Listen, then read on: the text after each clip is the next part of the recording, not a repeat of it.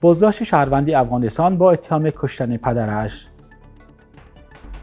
وزارت کارهای داخلی تاجیکستان یک شهروند افغانستان را با اتهام کشتن پدرش در شهر وحدت دستگیر کرده است. با گزارش وزارت کارهای داخلی، دولت زاده پرویز 25 ساله روز 1 ژوئیه با پدر 52 سالش مناقشه کرده با 2 ضرب کار پدرش را کشته است.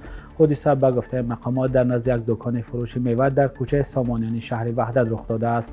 سبب مناقشه میان پدر و پسر معلوم نیست و در خبرنامه وزارت کارهای داخلی نیز به این مسئله اشاره نشده است. مقامات میگویند که تفتیش پرونده ادامه دارد. تاجیکستان میزبان قریب 10,000 پناهجوی افغانستانی است، هرچند در یک سال اخیر ده‌ها نفر آنها را مقامات اخراج کردند.